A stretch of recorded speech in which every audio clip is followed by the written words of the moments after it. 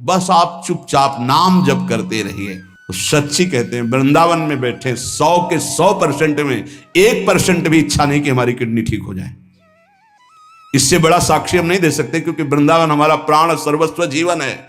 कई लोग ऐसे आए कि मैं डिप्रेशन में था, जब से प्रवचन सुना राधा राधा जपा सब खत्म हो गया।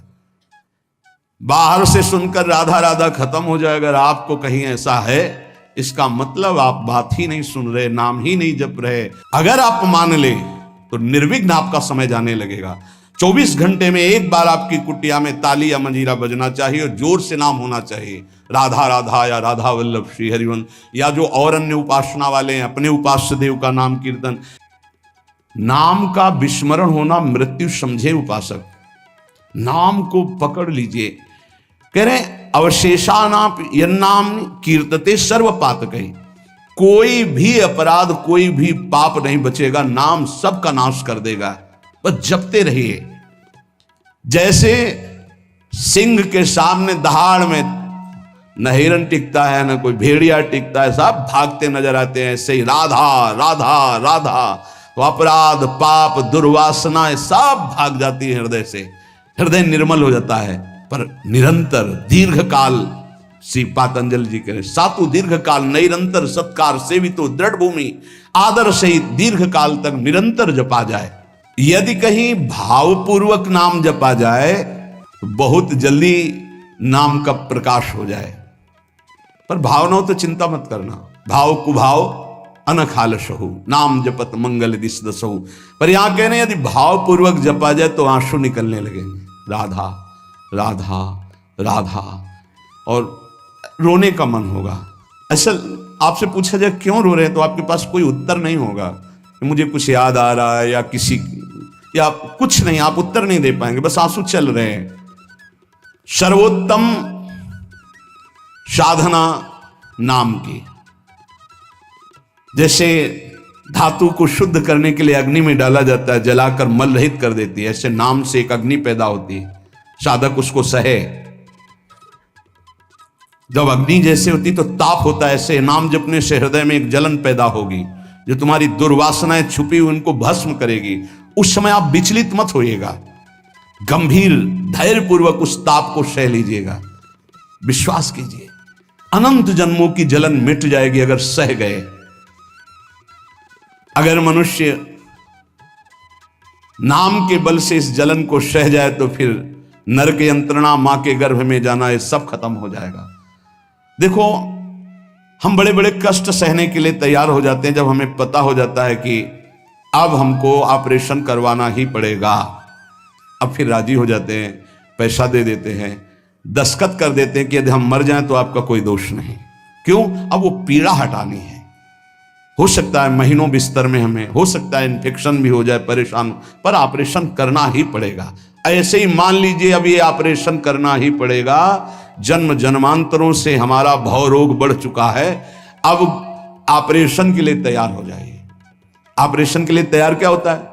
चीड़ा फाड़ा जो लगेगा, सुन्न का सुई लगेगा, बड़ा कष्ट सहना पड़ेगा, महीनों बिस्तर में पड़े रहना पड़ेगा, पर हम वो करेंगे अब, क्योंकि इस रोग से निवृत्त होना है। ऐसे ही हमको विकारों से जलना पड़ेगा, हमको प्रियजनों की भावनाओं से बचना पड़ेगा, हमको अपनी प्रिय भावनाओं से बचना पड़ेगा, हमको अकेला अकेला पूरे विश्व से युद्ध करना पड़ेगा, तब भव समुद्र से पार होता है। भव रोग से क्या अकेला? इस मार्ग में कोई किसी का सहयोगी नहीं होता, पक्का समझना। आपको स्वयं लड़ना होगा, क्योंकि अंदर का विषय होता है। बाहर तो हजारों लोग मित्र हैं, लेकिन मेरी अंदर की सामर्थ्य हमको बचाएगी। बाहर की सामर्थ्य जन समुदाय की नहीं बचाएगी। हमारे अंदर कोई वृत्ति आ रही हो, अंदर का भजन बचाएगा, बाहर का नहीं। एक एक वृत्ति आपको सुधारनी, आपको लड़ना होगा। पर आप अगर निश्चय कर ले तो आप लड़ सकते हैं, क्योंकि आप हरि के अंश हैं, आप में सब सामर्थ्य है। देखो लगता है कि एक सुई लगती है तो लगता है हम नहीं सह पाएंगे, भारी से भारी जब कष्ट आए तो सब कोई सह जाता है। ऐसे जीवन में सबके कष्ट आते हैं। बहुत सामर्थ्य है आप में, आप बहुत कुछ सह सकते हैं, आप टूटिएगा नहीं। जैसे प्रलयाग्नि प्रकट होती है तो सबको भस्म कर देती है, ईंट आदि सब द्रवित हो जाते हैं, सब कुछ द्रवित, भयंकर अग्नि में सब द्रवित हो जाते हैं, सब राख हो जाते हैं। ऐसे कह रहे हैं जब नाम जपते जपते तुम्हारी नाम में रुचि हो जाएगी तो युग युगांतर से जो तुम्हारे पाप के संस्कार अंदर हैं, एक दिन के हैं, एक दिन के हो तो खत्म हो जाएं, युग युगांतर से वो अंदर नाम अग्नि पैदा करेगा कि सब भस्म हो जाएंगे। बस आप चुपचाप नाम जप करते रहिए, गोविंद गोविंद कृष्ण कृष्ण हरि हरि। यदि अज्ञान से तुम्हें कुछ पता नहीं नाम का क्या प्रभाव है, क्या लाभ मिल रहा है नहीं मिल रहा, पर संत ने कहा है, सत्संग में सुना है, अब तो नाम जपेंगे। पुण्य श्लोक भगवान श्री हरि का नाम, प्रियाजू का नाम आप जपने लगे, आपका मंगल हो जाएगा। सच्ची मानिए, यदि आप चाहेंगे नाम जप से तो रोग को मिटा देंगे, चाहेंगे तो। पूरे धन्वंतरी जी ने आयुर्वेद का शोध करके देखा तो जो औषधियों में शक्ति पाई गई उससे लाखों गुना बढ़ करके रोग मिटाने की शक्ति भगवान के नाम में पाई गई। जैसे किसी वैज्ञानिक कैंसर के विशेषज्ञ जब उन्होंने सरकार की बात सुनी कि दतून करते हैं ऐसे, तो उन्होंने कहा इसका विज्ञान सपोर्ट नहीं करता है, क्योंकि विज्ञान प्राकृतिक बुद्धि का सपोर्ट करता है।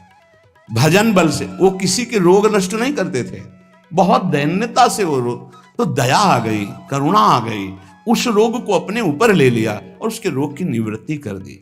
जैसे भाई जी को करुणा आई, राधा बाबा के रोग को अपने ऊपर ले लिया, उनको रोग की निवृत्ति कर दी। ऐसे महापुरुष जन कर नाम से वो अपने रोग नहीं मिटा सकते थे क्या? अपना पैर कटवा लिया, अपना नहीं करते, क्योंकि लिया है उन्होंने स्वीकार। यही तो संत महापुरुषों की महिमा गाई गई है कि वो दूसरों के लिए अपने कष्ट को बढ़ा देते हैं और उनको पता नहीं है, उनको पता भी नहीं चल। राधा बाबा को तो श्री कृष्ण चंद्र जी ने कहा कि जो भाई जी महीनों से अस्पताल में पड़े, ठीक नहीं हो रहे, वो आपका प्रारब्ध भोग रहे। तब बाबा जाकर के बोले, भाई जी ने कहा क्यों व्यर्थ की बात। जब उन्होंने कहा नहीं श्री कृष्ण ने कहा है, तो उनका बाबा हमें कोई फर्क नहीं पड़ता, लेकिन आपको फर्क पड़ जाता, इसलिए हमने प्रारब्ध को आपके स्वयं ले लिया है। अब आप एक प्रसंग पर ध्यान दीजिए, महाप्रभु चैतन्य देव के। जब तीर्थ याटन में महाप्रभु चैतन्य देव विचरण कर रहे थे तो एक नगर में गए, जहां जाते थे हजारों लाखों लोग उनके दर्शन के लिए दौड़ पड़ते थे। महाप्रभु साक्षात प्रेम मूर्ति, और भगवान करुणा करके ऐसे रूपों में आते हैं जगत मंगल करने के लिए। हरि बोल, तो पूरा समुदाय भावावेश में हो जाता, हरि बोल, मोर प्राणनाथ कृष्ण, अश्रुप्रवाह, तो सब विकल हो जाते। जैसे भरत जी चित्रकूट में सिया राम, तो पूरा चित्रकूट मानो सिया राम में हो गया हो। उस नगर के लोग परमानंद का लाभ लिए, महाप्रभु चैतन्य देव चल दिए।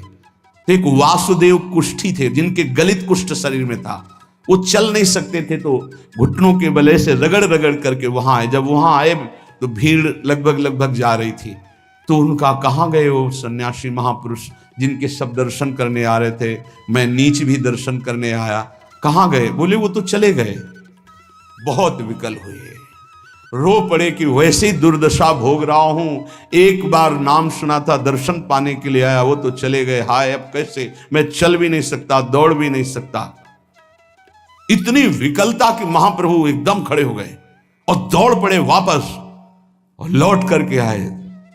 ओ जे देखा सामने गौर वर्ण गौरांग महाप्रभु, चिल्ला कर रो पड़े, अरे करुणा में प्रभु। बोले सिर्फ आपके लिए आया हूं, सिर्फ आप। अब आप देखिए, महाप्रभु ने पकड़कर खड़ा किया, वो रो रहा, छुओ मत, मेरे शरीर में पीप है, दुर्गंध है, प्रभु मैं नीच हूं, छूने लायक नहीं। प्रभु ने खड़ा किया और ऐसे जीव ही गले से लगाया, वो तो चीख पड़ा, प्रभु आपके इस परम पावन देह के स्पर्श लायक ये दे नहीं, नाथ आपके शरीर में पीप लग जाएगी।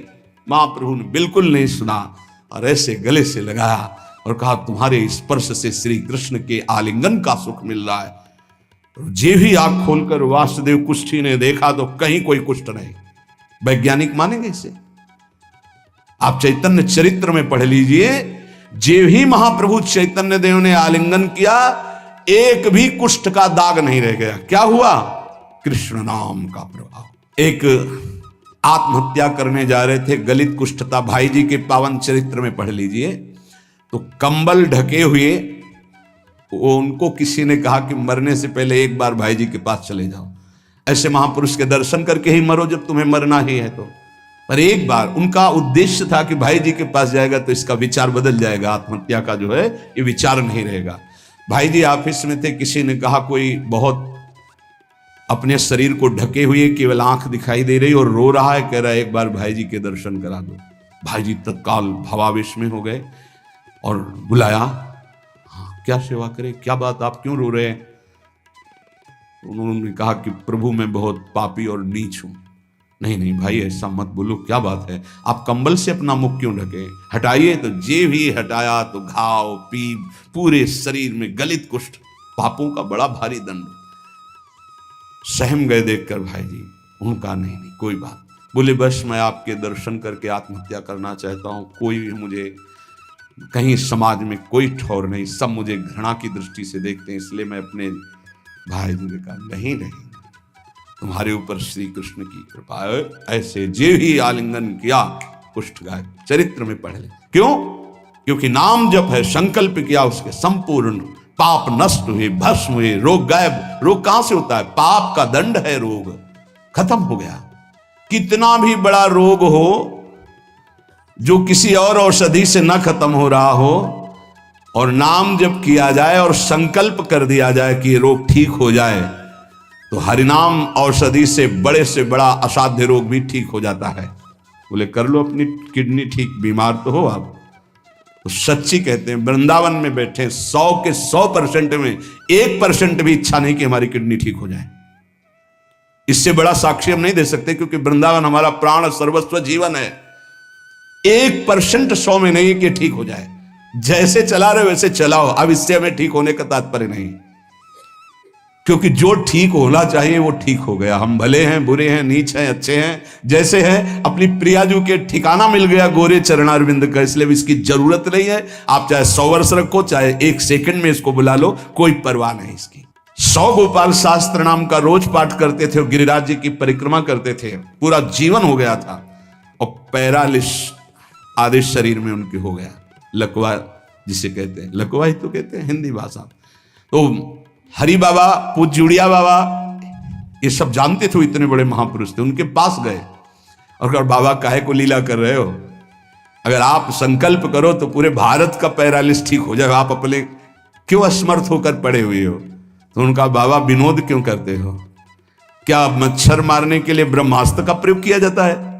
अरे ये शरीर छूटेगा आज नहीं तो कल, इसके लिए भगवान नाम और भजन का प्रयोग करें। नहीं, बाबा मुस्कुरा दिए। पर शास्त्रीय सिद्धांत, यदि आप औषधि से भी नहीं ठीक हो रहे हैं तो नाम जप कीजिए और संकल्प कीजिए कि ये रोग ठीक हो जाए। पक्का ठीक हो जाएगा जब उस पाप की नष्ट करने योग्य आपका भजन बन जाएगा, पक्का ठीक हो जाएगा। जिनके स्मरण और नाम कीर्तन से संपूर्ण मानसिक चिंताएं, शारीरिक रोग और भी व्याधियां, वो सब नष्ट हो जाएंगी नाम से। मानसिक चिंताएं, कई लोग ऐसे आए कि मैं डिप्रेशन में था, जब से प्रवचन सुना, राधा राधा जपा, सब खत्म हो गया। बाहर से सुनकर राधा राधा खत्म हो जाए, अगर आपको कहीं ऐसा है, इसका मतलब आप बात ही नहीं सुन रहे, नाम ही नहीं जप रहे। अरे नाचने का मन होता है। आधयो व्याधयो यस्य स्मरणान नाम कीर्तनात्, कोई भी मानसिक या शारीरिक कष्ट उसे व्यापता ही नहीं जो नाम जप कर रहा है। सच्ची मानिए, आप पकड़िए, इस बात को पकड़िए, नाम जप से सब कुछ ठीक हो। एक बहुत डिप्रेशन में यहीं आए हुए थे, उनको हमने बताया सबके जूते साफ करो, यहां सबकी पादुका साफ करो, वाणी पाठ में बैठो और पाओ श्री जी की जूठन, ठीक हो जाओ। ये कोई आशीर्वाद नहीं था, ये पाप नष्ट करने की प्रक्रिया थी। जब आप सबकी पादुका साफ करोगे तो आपके सारे पाप नष्ट हो जाएंगे। पर देहाभिमान प्रबल, पादुका हम सबकी, ये बहुत बड़ी बात है। बड़े सौभाग्यशाली जिनको ये रहस्य पता चल जाए कि सब संतों के बाथरूम साफ करने का अवसर मिले, पादुका साफ करने का अवसर मिले, जूठन फेंकने का अवसर मिले, तो अहो भाग्य, जीत गए आप इस माया पर। पर यह बात सबकी समझ में नहीं आएगी, क्योंकि अभिमान नष्ट होता है। जिस समय आप दूसरों की पादुका साफ करेंगे, उस समय आपके पाप और अभिमान दोनों का नाश हो जाएगा। पर ये बहुत कठिन बात है, बहुत कठिन बात है। सब लोग खड़े हैं और आप उनकी पादुकाएं, और कोई कठिन बात नहीं। आप गुरुद्वारा जो साहब कहते हो, वहां चाहे आप जितने बड़े पदाधिकारी हो, वहां अगर सेवक हो तो वहां पहले जोरी सेवा मिलती, पादुका की सेवा करो, और सब करते हैं। सर्वरोगोपशमनम सर्वोपद्रव नाशनम शांतिदम सर्वरिष्टानाम हरे नामानुकीर्तनम। गंगा के किनारे पूज्य हरि बाबा विचरण कर रहे थे तो 10 गांव के लोग एकत्रित होकर आए और कहा, बाबा गंगा जी जब बढ़ती तो पूरा हाहाकार मच जाता है, हमारे खेत बह जाते हैं, गांव पूरा जीना मुश्किल हो जाता है। ना कोई इस बात को समझ पा रहा है और ना हम में कोई सामर्थ्य है। बाबा कृपा करो, आपके पास तो बहुत लोग आते रहते हैं। हरि बाबा विश्व प्रसिद्ध महापुरुष थे, उड़िया बाबा सदैव साथ रहते थे। अनूप शहर हरि बाबा ने सबकी करुण पुकार सुनी तो बाबा ने कहा, हाँ हमारे पास एक बहुत बड़ा पावर है, नाम। सुनो, सबको साथ देना पड़ेगा। क्या? बोले बालू का बांध बांधेंगे। हमारे पास पैसा नहीं, हमारा कोई सहयोग नहीं, तो हम बालू का बांध। तो बोले बालू का बांध गंगा जी? बोले जहां नाम जप करके तसला रख दोगे बालू का, गंगा जी चाहे जितनी बाढ़ है उसको काट नहीं सकती। तो जानते हो अब तो बहुत बड़ा बांध बना हुआ है, उसको हरि बाबा बांध से ही कहते हैं, हरि बाबा के नाम से ही बांध। पर बाबा ने पहला बांध जानते हो काहे को बनवाया? बालू का। भर भर के बालू, नाम उच्चारण हो रहा है, हरे कृष्ण हरे कृष्ण, बाबा यह कीर्तन करवाते थे। और ऐसे तसला फावड़े में भरा जा रहा है कृष्ण कृष्ण कृष्ण, और रखा जाता है कृष्ण। बोले गंगा जी की सामर्थ्य नहीं कि काट दें। ऐसा ही हुआ, गंगा जी बहुत बढ़ी पर दिशा बदल दी, बांध का स्पर्श ही नहीं हुआ। और आगे चलकर जब पता चला कि बाबा ने ऐसा बांध, तो फिर सब मिलकर सरकार ने भी मिल, बहुत सुंदर बांध बना हुआ है और वहां आज भी कीर्तन अखंड चलता रहता है। बहुत बड़े बड़े महापुरुष वहां बैठ करके साधन भजन भी किए। हरि बाबा उड़िया बाबा जब थे तो भाई जी महाराज बड़े बड़े संत जाकर वहां सत्संग करते थे। नाम का प्रभाव गंगा जी ने नहीं स्पर्श किया, उस बांध को जो बालू का बांध दिया गया। आप समझते क्या? नाम में अपार। कैसे कोई वैज्ञानिक मानेगा इस बात को कि ये नाम का प्रभाव। रोज नाम कीर्तन में वर्षों से एक भक्त जाते थे। बाबा ने पूछा, देखो अगर संत किसी को पूछते हैं तो आप ये समझ लो कि आपके जन्म जन्मांतरों के सुकृत सफल हो गए कि आप उनकी स्मृति में हैं। वैसे तो दृष्टि नहीं जाती, पर सब जब जहां अपनापन हो जाता है दृष्टि, वो भगत नहीं दिखाई दे रहे तो उनका प्रभु तो आज ही पधार गए बिना कीर्तन के। ये कोई 200-400 वर्ष नहीं हुए हरि बाबा को गए, भी बहुत 60-70 वर्ष हुए होंगे। उड़िया बाबा, हरि बाबा, भाई जी सब एक समकालीन महापुरुष है। उनका बाबा, उनका तो विमान बन रहा है, वो तो दाह संस्कार के लिए ले जाएंगे। बोले नहीं, पहले विमान यहां लाओ। बाबा घंटा बजा करके बोलते हरि बोल, मारा घंटा में ध्वनि हरि बोल का, विमान की रस्सी खोल दो। 2-4 बार घंटा जे भी बजा उठ के बैठ गया। बोले ये कीर्तन के बिना कैसे जा रहे हो? अब आप ये वैज्ञानिक कोई मानेगा? ऐसा कैसे हो सकता है? अरे कर तुम अकर तुम अन्यथा कर तुम, जहां सुई का धागा नहीं जाता वहां से अनंत ब्रह्मांड पार कर दे, उसे परमात्मा कहते हैं, उसे भगवान कहते हैं। कीर्तन हुआ, बोले अब जाओ हमारे हरि के पास। तत्काल मूर्छाई, शरीर छूटा, विमान पे चिता। ये हजारों की भीड़ के बीच में हुआ, कोई अकेले एकांत में नहीं हुआ। कई लोगों को प्रश्न हुआ कि बाबा की वास्तविक किडनी खराब है। किडनी के मरीज नहीं है, शरीर किडनी का मरीज है। लेकिन जब हम होते हैं तब किडनी के मरीज नहीं होते, और जब किडनी के मरीज होते तो हम नहीं होते। ध्यान रखना। अब ये तुम समझ पाओ तो समझ लो। इस समय हम मरीज नहीं हैं, इस समय डॉक्टर हैं हम। अभी जब इससे उतरेंगे तो मरीज हो जाएंगे, पकड़ लेंगे लोग, वहां खड़े करेंगे। ऐसे बैठे रहेगा, चलता रहेगा। ये केवल राधा नाम का प्रभाव समझो। ये केवल राधा प्रताप है, श्री जी का प्रताप है। ये नाम प्रताप है। जब साधु नहीं रहता ना तो उसकी जीवनी में लिखा जाता है तो बोले अच्छा ऐसा था, और जब सामने है तब समझ में नहीं आता, माया समझने नहीं देती। यही माया का है कि जब तक श्री कृष्णचंद्र जी अपने परिकर में रहे द्वारिकापुरी में तो जल्दी कोई जान ही नहीं पाया कि ये द्वारिकाधीश बने हुए अनंत ब्रह्मांडों के स्वामी हैं। पक्का ऐसे भगवान और भक्तों की लीलाएं होती हैं। सच्ची कह रहा हूं, ये हमारी कोई महिमा नहीं, राधा प्रताप है कि कैसी भी परिस्थिति हो ये जस गवाना ये उनके प्रताप से हो।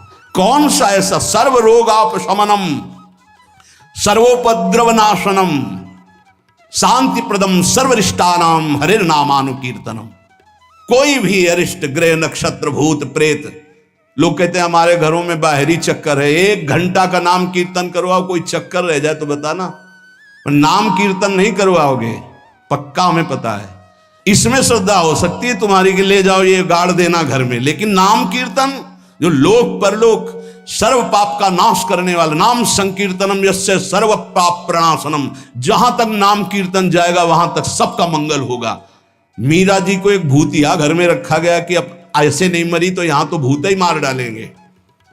मीरा जी ने गिरधर को विराजमान करके जे भी धूप आरती की, धूप की गंध जितने भूतों को लगी सब परम पद के अधिकारी बन गए, सब परम पद के अधिकारी। क्या भगवत आराधना, कौन सा ऐसा अरिष्ट है जिसका नाश ना हो जाए, लेकिन कोई समझते नहीं। राधा राधा राधा नाम के बल से, भगवत चिंतन के बल से सब कुछ ठीक हो जाता है। सच्ची कह रहे, सब कुछ ठीक हो जाता है। संकीर्तमानो भगवान अनंत। एक बार जो हमारे सन्यासी गुरुदेव भगवान थे, बिल्कुल साधारण बात, गांव के लोग, महाराज जी हमारी भैंस बहुत बीमार हो, वो मर गई तो हम गरीब आदमी मर ही जाएंगे, क्योंकि उसी के दूध से परिवार चलता है। हम छोटे थे, गुरुजी के पास नीचे बैठे थे, गुरुजी तखत में। अरे भैया हम तो कोई पशु के डॉक्टर थोड़ी हैं। कहा स्वामी जी हमें पता है आप कर सकते हो। एक अपनापन होता है। तो ऐसे नारियल का कमंडल रखा था, उनका नारायण नारायण नारायण कटोरी में डाला और कहा लियो भैंस को पिला देना। अरे भैंस ठीक हो गई। अब जितने भैंस हो गाय के तो सब वहां भीड़ लगने लगी। गुरु जी ने कहा भैया पशु के डॉक्टर थोड़ी, वो बेचारा गरीब आदमी था, ऐसा कह रहा। संकल्प कर ले और संत कह दे तो क्या नहीं हो सकता, क्या नहीं हो सकता। जाओ तुम्हारा मंगल हो जाए, तो उनके पास भजन है, उसके बल से मंगल हो जाता है। ऐसा थोड़ी कि वो कोई सिद्धि जानते कि तुम्हारा रोग नष्ट कर देंगे, जाओ तुम्हारा मंगल हो जाए। उनके पास नाम बल है, उससे हो जाता है। जब अनंत महिमाशाली भगवान का नाम जब किया जाता है तो नाम चित्त का मार्जन करके, जैसे सूर्य उदय होता है तो अंधकार नष्ट हो जाता है, ऐसे हृदय में ज्ञान प्रकाशित कर देता है। इतना नहीं कि वो पाप नष्ट कर देता है, विघ्न नष्ट कर देता है, विशुद्ध ज्ञान प्रकाशित कर देता है। एक बड़ा रहस्य की बात इसमें कह रहे हैं, जो हमारा प्रारब्ध भोग है ना, नाम से इसको 1 मिनट में मिटाया जा सकता है, किसी के भी, अपने या दूसरे के। लेकिन हम बहुत बड़ा प्रारब्ध मिटा रहे हैं। अनंत जन्मों के कर्म संस्कार जो हमें बार बार जन्म मरण के चक्र में फंसाते हैं, वो आखिरी जन्म होना है, इसलिए इस शरीर के प्रारब्ध तो सह लेते हैं और आगे के जितने हो, पीछे के जितने हो, सबको भस्म करके भगवत प्राप्ति कर लेते हैं। इस रहस्य के कारण बड़े बड़े संत अपने शरीर के प्रारब्ध को नहीं मिटाते हैं। यद्यपि सामर्थ्य उनमें है, ऐसा नहीं कि वो नहीं मिटा सकते, बड़ी सामर्थ्य है। कैसी कैसी सामर्थ्य भाई जी महाराज के चरित्र में पढ़ करके आप देखो, अभी कोई बहुत वर्ष थोड़ी हो गए भाई जी को अंतर ध्यान हुए।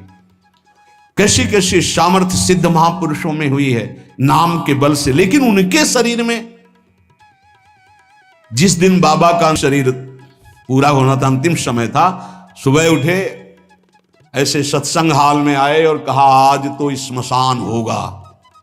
किसी को समझ में नहीं आ रहा था, बोले आज स्मशान होगा, किसी को समझ नहीं। अपने आप बैठ गए। जो भागवती कथा कह रहे थे आनंद चैतन्य ब्रह्मचारी, उनसे कहा कि आप रुको, और 2 श्लोकों की व्याख्या की। यद्यपि आत्मा का जन्म मरण नहीं होता, अजन्मा है, अविनाशी है। दूसरा, जिसका जन्म होता है उसका मरण निश्चित होता है, इस शरीर का। व्याख्या की, पद्मासन लगा के बैठ गए, कहा शुरू करो। किसी को कुछ समझ में नहीं आ रहा। 5 मिनट बाद ही घटना घटती है। आश्रम में ही रहने वाला ठाकुरदास या भगवान दास जो भी उसका नाम हो, ऐसे नाम था, वो आया और कहा मोर पंख नहीं तुम नहीं। वो गया और गड़ासा लेकर जिससे चारा काटा जाता है, 6-6 इंच के घाव बाबा के हो गए। इतनी रफ्तार से मारा कि पूरी सभा लगी थी। पार्षदों को तो कुछ होश ही नहीं कि हो क्या रहा। सामने एक बुढ़िया माई बैठी थी, वो दौड़ गई और ऐसे पकड़, बुढ़िया माई उसको ऐसे पकड़ लिया। तब पकड़ते पकड़ते भी 5-6 गड़ा से बाबा के फव्वारे खून के से आखिरी बाबा के मुख से निकला, ओ शांत। हृदय विदीर्ण हो गया कि अरे ये क्या लीला है। क्या वो जान नहीं रहे थे कि ये होने वाला है। पूज्य स्वामी श्री मग्नानंद सरस्वती जी महाराज हमने बताया है, सुबह बैठे और कहा सुनो, जैसे शरीर हमारा छूटे ना, एक ऐसा बॉक्स जैसा बनाना और उसमें पधराते समय सोचना कि भगवान विष्णु अपनी शेष सैया पर शयन करने जा रहे हैं और गंगा में प्रवाहित कर देना। अच्छा भाई, तो तुम लोगों में कौन कौन हमारे साथ चलेगा? अपने शिष्यों से कहा। तो सबसे बड़े शिष्य शिवानंद स्वामी थे। तो उनका सरकार जहां आप हो, हम बोले नहीं तुम नहीं, तुम विज्ञ हो, समस्त हमारा आंतरिक ज्ञान तुम्हें प्राप्त हो चुका है, तुम जन समुदाय को ज्ञान प्रदान करोगे। और कौन कौन चलेगा? तो 10 लोगों ने कहा कि आपके साथ ही हम चलेंगे। ये किसी को पता नहीं था कि आज ही घटना घटने वाली है। ठीक है। ठीक 2 बजे बाबा सरकार लघु शंका के लिए निकलते थे, आसन से हटकर फिर आसन में बैठ जाते थे। जे भी लघु शंका के निकले तो एक बावरा आदमी जो वहीं आश्रम में ही आकर के टिका था, सबको लगता था ये कुछ खतरा पैदा करेगा। वो गांजा पीता था, कुल्हाड़ रखता था साथ। बाबा सरकार रोज अपने भोग से दूध उसे पिलाते थे। जे भी लघु शंका को निकले 8-10 कुल्हाड़ ऐसे महापुरुष के जो अस्थिमात्र हो रहे शरीरा, योग के पुंज एक ही समय में कई जगह पाए गए। ऐसे सिद्ध महापुरुष मग्नानंद सरस्वती जी महाराज एक ही समय में कई जगह पाए गए। बाबा सरकार को लहू लुहान हो गया। आए उस स्थिति में सब अधकटे अंग सिद्धासन में बैठ गए। वो पीछे आया और जिन 10 लोगों ने कहा था साथ चलेंगे, साहब को मार के, और जिन लोगों को बाबा सरकार ने कहा था नहीं, एक भी खरोच उनके शरीर में नहीं आई और भाग गया। मानो काल ही ऐसे, उनको पता था। ऐसा नहीं कि भजनानंदी महापुरुषों को पता नहीं होता कि अब क्या होने वाला है, पर वो भगवान के रहस्य को वैसे ही रखते हैं जैसा भगवान चाहते हैं। क्या पूरे जीवन भर महान तप, परिणाम अंत में तो ये परिणाम थोड़ी है। भगवान करुणा निधान बड़ी प्रसन्न मुद्रा में पीपल के नीचे, बहेलिए ने देखा श्री चरण का तलवा तो ऐसा उसको भ्रम हुआ कि हिरण का मुख और माला तान के बाण भगवान के चरणों में। जो ही नजदीक गया देखा द्वारिकाधीश भगवान कांप गया। भगवान ने कहा मम इच्छा कह दीन दयाल। तुरंत दिव्य विमान आया और उससे कहा इसका फल है कि तुम परम पद में जाओ। और भगवान अंतर्धान हो रहे, निमित्त बनाकर वो सशरीर भगवान अंतर्धान। भजन करने से इसका कोई लेना देना नहीं देता कि शरीर को रोग है, कि शरीर कैसे छूटता है। इतने महामहिम बक्सर वाले पूज्य मामा जी महाराज, अद्भुत संत, जिनको मामा जी ही इसलिए कहा जाता था कि जानकी जी पर दृढ़ भाव था, मेरी बहन है, मेरे बहनोई राम जी हैं। शायद इनमें से किसी लोगों ने दर्शन किए। बहुत ही करुणामूर्ति। अगर कोई वैष्णव झुकता है तो लाठी रख करके प्रणाम करें। हमने काशी में और यहां वृंदावन में भी दर्शन, बड़ी सभा में सर्वश्रेष्ठ सम्मान दिया जा रहा था। और जब उनको बोलने को हुआ तो उन्होंने कहा मां अपने गोद पर बेटे को बैठा लेती तो ये कोई सम्मान बेटे का नहीं होता है, ये मां का दुलार होता है। ऐसे आप सब महापुरुषों ने ऐसी वाणी, ऐसी दैन्यता, और शरीर कैसे पूरा हुआ जानते हो? जा रहे थे भगवत कथामृत पान कराने, गाड़ी का ऐसे राधा अंतिम शब्द था जो पास थे, राधा बरसाने से दर्शन करके गए थे, राधा किस हेतु से कैसे जाते हैं इसका निमित्त नहीं, कहां जाते हैं ये बात है। श्री जी के पास गए। नाम सब साधनाओं की त्रुटि को पूरी कर देता है। इसीलिए कल शाम के बहुत आर्त भाव से कह रहे थे कि 10 मिनट घर में कीर्तन कर लिया करो। आपके कमरे का वातावरण भागवती खो जाएगा यदि आप कीर्तन कर लेंगे। पर सुन लीजिए हमारी बात, माइक से कह रहे हैं तो भी नहीं सुनाई दे रहा है, नहीं सुनाई दे रहा है, इसका मतलब आप कर नहीं रहे। अगर करते हैं तो सुन रहे हैं आप। 10 मिनट आप चाहे गृहस्थ हो चाहे विरक्त हो, 10 मिनट कीर्तन कर लीजिए, आपकी कुटिया का वातावरण भागवतिक हो जाएगा, कोई आपको मानसिक विघ्न नहीं होगा। 10 मिनट कीर्तन कीजिए, अगर आप मान ले तो निर्विघ्न आपका समय जाने लगेगा। 24 घंटे में एक बार आपकी कुटिया में ताली या मंजीरा बजना चाहिए और जोर से नाम होना चाहिए, राधा राधा या राधा वल्लभ श्री हरिवंश, या जो और अन्य उपासना वाले हैं अपने उपास्य देव का नाम कीर्तन। जिस कुटिया में रोज नाम कीर्तन होता है उस कुटिया में कोई भी किसी अन्य के परमाणु हमें विक्षेप नहीं डाल सकते। ये रहस्य की बात है, पर कैसे मानोगे? तुम्हारा मन तुम्हारे ऊपर शासन किए तो हमारी बात नहीं मानोगे। यदि हमारी बात से आपके ऊपर शासन कर जाए तो आज से शुरू कर दोगे। आपकी कुटिया में 10 मिनट कीर्तन की ध्वनि होनी चाहिए।